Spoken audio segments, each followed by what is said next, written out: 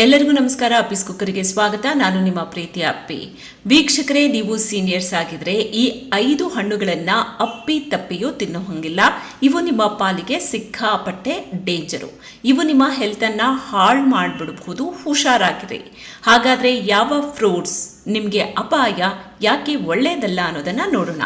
ಅಂದ್ಹಾಗೆ ಸೀನಿಯರ್ಸ್ ಅಂತಂದ್ರೆ 50 ವರ್ಷ ಮೇಲ್ಪಟ್ಟವರು. ನಿಮ್ಮ ವಯಸ್ಸು 50 ಆಗಿದೆ ಅಥವಾ ನಿಮ್ಮ ಮನೆಯಲ್ಲಿ ಯಾರಾದರೂ ಈ ವಯಸ್ಸಿನವರು ಇದ್ದಾರೆ ಅಂತ ಅಂದ್ರೆ ಅವರ ಡಯಟ್ ಕಡೆ ನೀವು ಗಮನ ಕೊಡಿ. ಹಾಗಾದ್ರೆ ತಜ್ಞರ ಪ್ರಕಾರ ಸೀನಿಯರ್ಸ್ಗೆ ಯಾವ ಫ್ರೂಟ್ಸ್ ಡೇಂಜರು, 50 ವರ್ಷ ಮೇಲ್ಪಟ್ಟವರಿಗೆ ಯಾವ ಫ್ರೂಟ್ಸ್ ಅಪಾಯ ಅನ್ನೋದನ್ನ ನೋಡೋಣ. ಯಾಕಿದು ಡೇಂಜರು ಅನ್ನೋದನ್ನ ನೋಡೋಣ.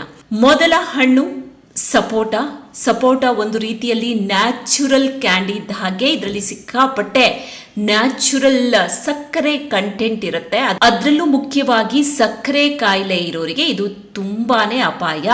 ಹೀಗಾಗಿ ಸೀನಿಯರ್ಸ್ ಅಂದ್ರೆ ಸಕ್ಕರೆ ಕಾಯಿಲೆ ಇರೋರು ಆದಷ್ಟು ಈ ಸಪೋಟವನ್ನ, ಚೀಕುವನ್ನ ಅವಾಯ್ಡ್ ಮಾಡಿ ಅಪರೂಪಕ್ಕೊಂದ್ಸಾರಿ ಕಡಿಮೆ ಪ್ರಮಾಣದಲ್ಲಿ, ತುಂಬಾ ಕಡಿಮೆ ಕ್ವಾಂಟಿಟಿಯಲ್ಲಿ ತಿಂದ್ರೆ ಓಕೆ, ಜಾಸ್ತಿ ಅಂತೂ ಬೇಡವೇ ಬೇಡ. ನಂಬರ್ 2, ಮ್ಯಾಂಗೋ, ಮಾವಿನ ಹಣ್ಣು.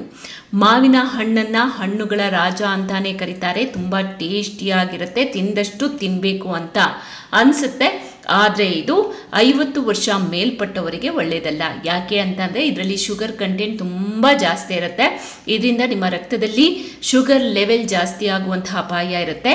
ಇದರ ಜೊತೆಗೆ ಆಸಿಡಿಟಿ ಜಾಸ್ತಿ ಆಗುವಂತಹ ಸಾಧ್ಯತೆ ಕೂಡ ಇರುತ್ತೆ. ಹೀಗಾಗಿ ಮಾವಿನ ಹಣ್ಣನ್ನು 50 ವರ್ಷ ಮೇಲ್ಪಟ್ಟವರು ಕಡಿಮೆ ತಿನ್ನೋದು ಒಳ್ಳೆಯದು. ಬಿಟ್ಬಿಟ್ರೆ ಇನ್ನೂ ಒಳ್ಳೆಯದು. ಹೆಚ್ಚಿನ ಕ್ವಾಂಟಿಟಿಯಲ್ಲಿ ಅಂತೂ ತಿನ್ನೋದಕ್ಕೆ ಹೋಗಬೇಡಿ. ಇನ್ನು ಮ್ಯಾಂಗೋ ನಿಮ್ಮ ಫೇವ್ರೇಟ್ ಆಗಿದ್ರೆ ಕೆಲವೊಂದು ನಿಯಮಗಳನ್ನು ಫಾಲೋ ಮಾಡಿ ಸ್ವಲ್ಪ ಪ್ರಮಾಣದಲ್ಲಿ ತಿನ್ನಿ. ಆದರೆ ಯಾವತ್ತೂ ಖಾಲಿ ಹೊಟ್ಟೆಯಲ್ಲಿ ತಿನ್ನಬೇಡಿ. ಒಂದೇ ಸಾರಿ ಅಂದರೆ ಎಷ್ಟು ಬೇಕೋ ಅಷ್ಟು ತಿನ್ನೋದಕ್ಕೆ ಹೋಗಬೇಡಿ. ಲಿಮಿಟೇಷನ್ ಇರಲಿ. ರಾತ್ರಿ ಯಾವುದೇ ಕಾರಣಕ್ಕೂ ಮಾವಿನ ಹಣ್ಣನ್ನು ತಿನ್ನಬೇಡಿ. ಇನ್ ಕೇಸ್ ನಿಮ್ಗೇನಾದರೂ ಸಕ್ಕರೆ ಕಾಯಿಲೆ ಇದ್ದರೆ ಆದಷ್ಟು ತಿನ್ನೋದನ್ನೇ ಅವಾಯ್ಡ್ ಮಾಡೋದು ಒಳ್ಳೆಯದು. ನಿಮ್ಮ ಡಾಕ್ಟರ್ ಸಜೆಷನ್ಸನ್ನು ಈ ಬಗ್ಗೆ ತಿಳ್ಕೊಳ್ಳಿ. ನಂಬರ್ 3, ಹಲಸಿನ ಹಣ್ಣು. ವೀಕ್ಷಕರೇ, ಇದು ತುಂಬ ಟೇಸ್ಟಿ ಆಗಿರುತ್ತೆ. ಆದರೆ ಸೀನಿಯರ್ಸ್ಗೆ ಇದು ಒಳ್ಳೆಯದಲ್ಲ. ಡೈಜೆಷನ್ ಆಗೋದು ಕಷ್ಟ. ಇದರಿಂದ ಗ್ಯಾಸ್, ಬೇರೆ ಬೇರೆ ಸಮಸ್ಯೆ ಆಗೋ ಸಾಧ್ಯತೆ ಇರುತ್ತೆ. ಹೀಗಾಗಿ ಹಲಸಿನ ಹಣ್ಣಿನಿಂದ, ಜಾಕ್ ಫ್ರೂಟ್ನಿಂದ ಸ್ವಲ್ಪ ದೂರನೇ ಇರಿ. ಅಪರೂಪಕ್ಕೆ 1 ಅಥವಾ 2 ಸೊಳ್ಳೆ ಓಕೆ, ಆದರೆ ಅತಿಯಾಗಿ ಬೇಡ. 4ನೇ ಫ್ರೂಟ್ ಕಲ್ಲಂಗಡಿ. ಅಂದಹಾಗೆ ವೀಕ್ಷಕರೇ, ಈ ಕಲ್ಲಂಗಡಿ ಬೇಸಿಗೆಯಲ್ಲಿ ಫೇವ್ರೇಟ್ ಫ್ರೂಟು. ಆದರೆ ನಿಮ್ಗೇನಾದರೂ 50 ವರ್ಷ ಆಗಿದೆ ಅಂತಂದರೆ ಸ್ವಲ್ಪ ತಿನ್ನೋ ಮುಂಚೆ ಕೇರ್ಫುಲ್ ಆಗಿರಿ.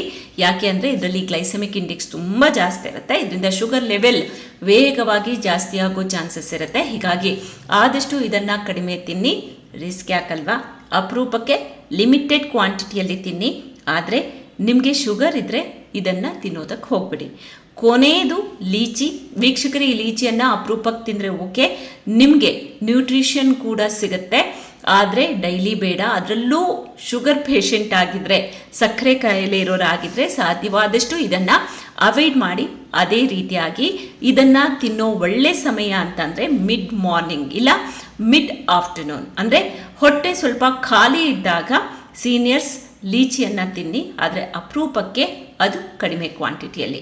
ವೀಕ್ಷಕರೇ, ಒಂದು ನೆನಪಿರ್ಲಿ, ಸೀನಿಯರ್ ಸಿಟಿಸನ್ ಅಂದರೆ ವಯಸ್ಸಾದವರಿಗೆ ಈ ಡಯಟ್ ಅನ್ನೋದು ಇನ್ವೆಸ್ಟ್ಮೆಂಟ್ ಥರ.